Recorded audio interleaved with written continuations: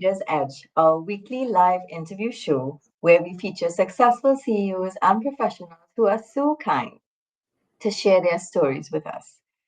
In so doing, we bring awareness, inspiration, and leadership tips for you to action to help you strengthen your competitive advantage and make a positive impact in your organization and community. So today we are talking old school versus new rules, leadership today or leading today. We are all familiar, I think, with the command and control style of leadership. Hierarchical, power driven, autocratic. Most of us, going through school, going through life, this is what we're accustomed to. The question we'll be addressing or discussing is whether or not these styles are working in today's work environment. So today I'm joined by Dereck Rajack, who will be sharing, not shining, but shining too, but sharing also from his experience with these different styles and his view on what he thinks will work better. And before I bring Dereck on, I'm going to just say a couple words about Dereck, but also just to say that today Georgia is not going to be with us. You normally see myself and Georgia. So today Georgia isn't here. So it's just Dereck and I running solo. Okay, so I hope you don't miss Georgia too much.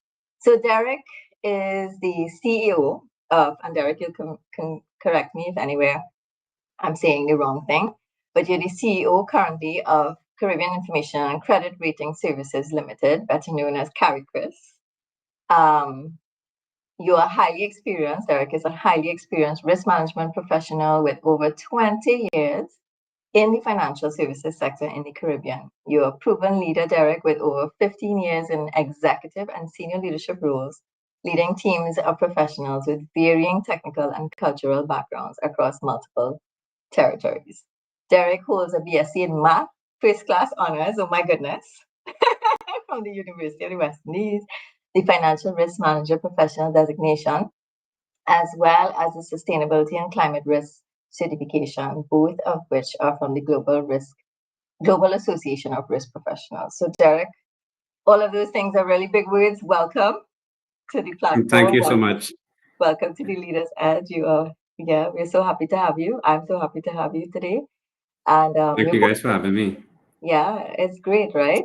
And so we're talking about these old school versus new rules, Dereck. And I think the first thing, to bring some awareness and inspiration to the topic is how did you discover, like, what was your first sort of introduction into the recognizing that, there are different ways of leading and than the usual. So Right. if you could jump in with a little story, let us know. That would be great. Yeah, sure. And thanks again for having me. It's an interesting topic, and I think one of the things I could say is, for me, I think for most of my career, I have been exposed to more of the sort of modern leadership style. Mhm. As you mentioned before, the older style, a bit more autocratic, a bit more top-down approach.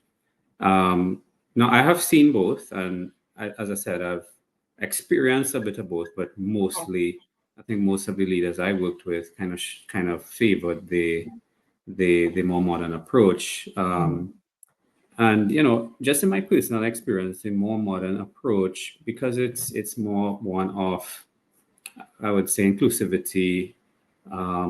It encourages a bit more collaboration and innovation, and it's more results driven rather than the old school way of sort of looking at the clock and looking at when people arrive and when they leave and making sure you get your hours in. It's, the modern way is really around collaboration and delivering results.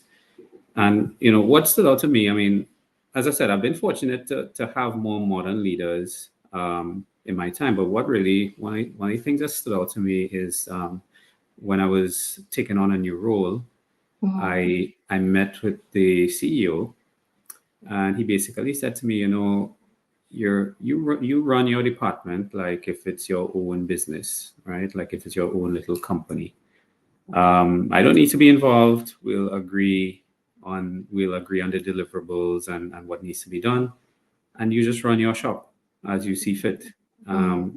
And that to me how it makes you feel is trusted, of course, because you have your leader or your boss telling you, just I trust you so much that I want you to run things how you see fit.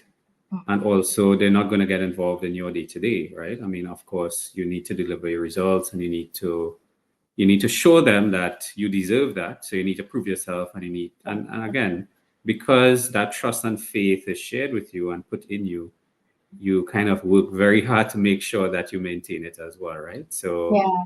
So that's a little story that happened for me, and I feel like that really set a good tone for me in terms of how I led and how I dealt with my teams by extension.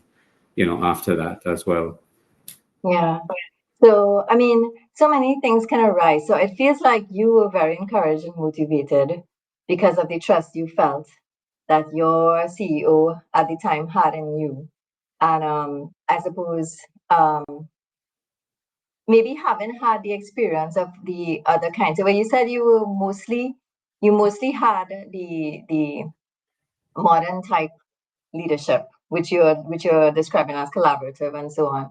And I suppose you took to this. I mean, there are some people who may feel very uncomfortable, you know, having been told that wait, you run this like your shop, this is your baby, and I'm not going to get involved. You're like, what? You're not going to get involved?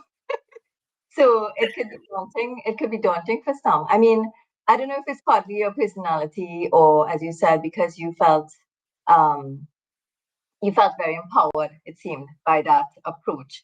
I mean, is it Correct. that other approaches were disempowering to you when you did experience them? Did like in maybe when you now started off work in different roles, or what was it?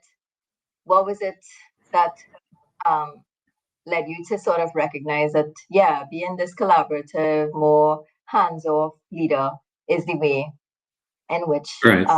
yeah, you should you would get the results you wanted. Yeah. So again, I've seen both, right? I've experienced both a little bit. I would say I've experienced a more traditional approach, but less so than the Mhm, others.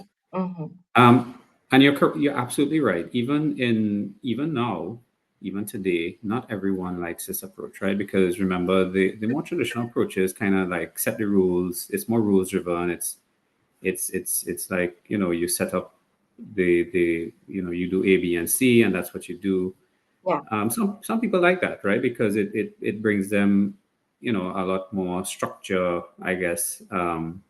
So I would say there is no. I wouldn't say that the older way is absolutely wrong. Um, but in leadership, sometimes you have to kind of mix and match your styles, right? Yeah. So while you may choose to be collaborative and give people the autonomy and the freedom to be creative and to just achieve what we agree to achieve, Mhm. at some point, if it doesn't work for someone, or if you recognize that someone is not, you know, performing their best under that style, and they want more instruction and they want more actual um, guidance and a bit more, you just tell me what to do and I'll get it done. Sometimes you just have to mix and match your approaches, right? I Mhm. guess the question that you're asking is what made it for me. Yeah. What made it I be like the so style that it, you prefer? Yeah. right. So I mean, I started off working for very small organizations, right? Right. So I think what made it for me is that sometimes you meet things in place and you want to be able to make changes because and I encourage this with a lot of people that I work with now, even the very new straight out of school people. I would say to them, you're a fresh pair of eyes now. Even though you don't know the details, keep an eye open, keep an open mind, because what we may be doing is not the best. Yeah. And so when I was very young in my career, I was allowed to do that, and I felt like that really worked for me. And I always tell people, I think one of the reasons I progressed quickly in my career is because I was able to make changes. I did things that people didn't necessarily ask for, Mhm. because I came in and I saw things that may not have been structured the best way, or I figured out a faster way or better way of doing it.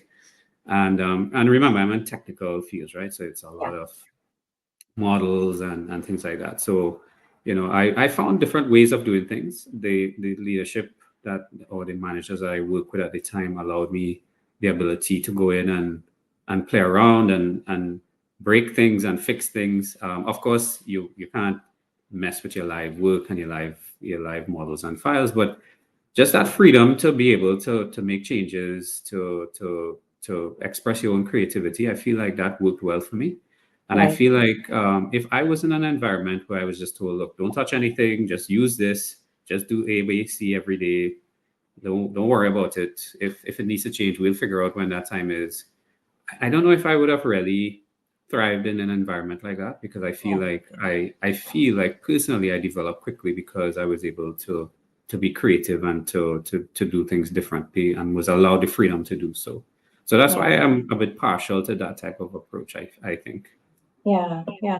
I mean, there's so many good points in terms of what you're raising, Derek, because I feel like sometimes people get um,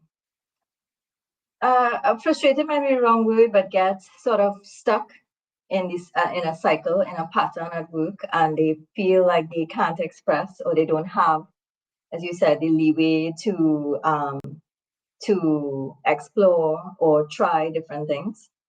And so I think there's a lot of value in terms of what you're doing, because some people feel like some of their leaders and some leaders are so worried about results or think that they have that things must be done in one way, when in fact there are tons of ways things can be done. And as you said, there are Exactly. plenty Yeah, times exactly. better ways, right? Because I mean, if we'd been doing something for the last 5 years or 10 years, I mean, obviously technology and everything else would have changed so much. Correct. The whole thing could be turned on its head and be adjusted. So Mhm. so I think the idea of having a more different approach that allows for that collaboration, that innovation, creativity, to me is what I think the workers of today, in some ways, are actually demanding as well, and flexibility. Because I remember you mentioned watching the clock. I mean, the old traditional ways, you must be there from 8 to 4 or whatever time, Mhm. and you have to be there. And then if your boss like you to be working late, you'll sit down late and stay just because Right. Yeah, the work exactly. is good. And in fact, what are we achieving? Have we accomplished the goal? And if in Correct. fact, like I appreciate that style. I mean, if you could finish your stuff earlier, by all means, that you're Yeah, playing no, that's your role, great. right? Yeah, and a good point that you're making is like the younger generation and the newer generations, they don't just want an 8 to 4, right? They're looking for a bit more. Yeah, And it's not all about money. Like there might have been a time where people worked because they wanted to earn mainly a certain salary and provide for family and so on, which is still more or less what people would want. But you find now that the newer generation or the younger generations want, they want to know how they can contribute. They want to know how companies are making an impact just beyond just profits, and they want balance in life as well, right? And to me, how you achieve that is, you know, not by watching the clock and not by saying, people need to work from 8 to 4, 9 to 5, or whatever. Give them flexibility. I mean, I've had team members I had to work with who had their own situations. You may have a pickup to do. You may not have all the support at home to if you have kids. Not everyone has, a lot of family support or may have a babysitter all the time. sure. Just as an example, and Mhm. I've had people who had to, they need to leave at a certain time, do their pickups, but they come back on, they get their work done. And if we agree that, okay, I need this by 10 o'clock tomorrow, however you deliver it, if you choose to do it at night when everyone is asleep, if you choose to do it during the day before you leave, it really doesn't matter as long as one, the deliverable is met and the quality is acceptable, right? Yeah, So we can, using this style of approach, you can achieve so many different things. I think like you give people flexibility, and I think COVID taught us that we needed to have yeah, more than one way of doing things, right? So I think this style leads to a lot, but as I said, sometimes you have to mix and match because not everyone may be suited to this. Some people need a bit more direction, and someone supervising them, for want of a better word, more than others. And Yeah. some people love that freedom to create and to just give me my task, tell me when it's due, and let's focus on the deliverables, and I will work with it and get it to you. Yeah. And allow them the ability to create and break things, fix things, find better ways of doing things. Yeah. So Dereck, I mean, I love what you're sharing. I hope the audience is appreciating it too. Because yeah, I think the important thing to recognize from this conversation is that there are in fact different styles. I mean, I'm sure we know this, but I'm curious now in terms of you, the audience, thinking about your own style, if you have a team, if you're leading a team, or if you're part of a team, what are your preferences and what are your styles? Do you feel like it's really important to control things? Because some people actually feel the need to control, and that sort of lends itself sometimes to the more old school way of doing things. Or do you feel you can open up and allow your team members to take more ownership in decision making, in coming up with ideas, and in delivering a particular project? It does require a lot of trust, as Dereck mentioned very early in the game. Without trust, you're not going to give them the reins. So recognizing that that is a critical thing to develop in the relationship between yourself and the team as a leader, and having that be a foundation is really important as well. And at the end of the day, thinking about what is the most effective way to engage all of the team. And I like, Dereck, that you're saying, remember, we flex in the styles, but what is the culture that we are really supporting in the organization that we're bringing? What are the ways in which we want to encourage, empower, develop the people that are with us, and really get the synergies from them, right?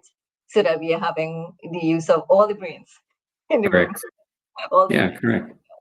Yeah. Agreed. And as I said, for me, I believe that if we adopt a style of allowing people to work how they see fit, as long as you agree. Now, at the end of the day, all businesses, we have deliverables, we have an end goal that we have to achieve, right? The question is, what's the best way to achieve it? Is it maybe in some industries a more structured, rigid approach is better because of the type of work they do, maybe. Mhm. But I've seen, at least in the sector that I've worked in, creativity, flexibility, wider participation from the team has helped in at least the areas that I've worked in, for sure. Mhm. Awesome. So, Dereck, thank you. I appreciate the time and the story. I hope we gave, Anytime, anytime. yeah, thank you so much. I hope we gave some inspiration to the people listening today Well, about I'll leave you with one quote as we close off, right? Because I let's leave it love, good. I like, I watch this guy a lot, Simon Sinek, and there was something he said on one of his podcasts or something. Leadership is not about being in charge; it's taking care of those in your charge, right? Yeah. So I love that because you don't want to, as exactly what happened to me when that I described earlier. You're in charge, yes, but you don't need to be a boss. You don't need to be over people's shoulders, but you create an environment where people can thrive, and I think that's a takeaway for me, and that's something I really, that's a core of what I practice in all the different places that I've worked and where I had to lead people. Yeah. Awesome. Love that. So we gave Dereck the last word. I love the quote and the idea of giving people a chance to thrive. So awesome, Dereck. Thank you for sharing. Appreciate you. And you have a wonderful week. The audience too. Wonderful week to everyone. And we'll see you next week. Take care Yeah, now. thank you so much. Take care, everyone.